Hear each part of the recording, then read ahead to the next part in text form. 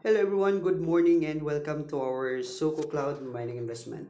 So dito na part guys is ipapasilip ko lang po sa inyo dito yung ating machines, no? So as of today, meron po tayo ditong 22 miners. Ayan, so meron tayong 22.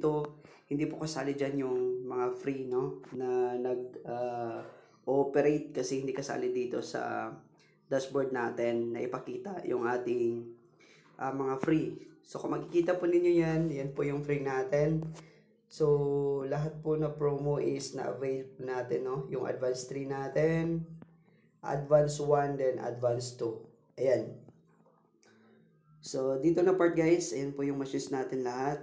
Okay, bilangin natin 1, 2, 3, 4, 5, 6, 7, 8, 9, 10, 11, 12, 13, 14, 15, 16, 17, 18, 19, 20, 21, 22, 23, 24, 25, 25, 26, 27, 28, 29, 30, 31, 32, 33, 34, 35, 36, 37.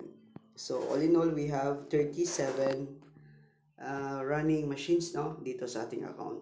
And of course, yung expired machines po natin, makikita po natin dito. So we have 37 running machines. Tingnan natin yung expired 1, 2, 3, 4, 5, 6. So we have 6.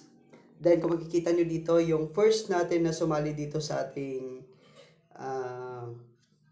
Zuko Cloud Mining Investment is on May 20, 2024. So, yun po. Atika. Dito tayo sa pinakauna pala. So, yung first join natin, makikita po natin dito on April 30. April 30 tayo na-join. Then, as of today, still paying pa din yung ating Suko Cloud Mining Investment. Okay, napakalupit talaga ng ganitong klaseng platform.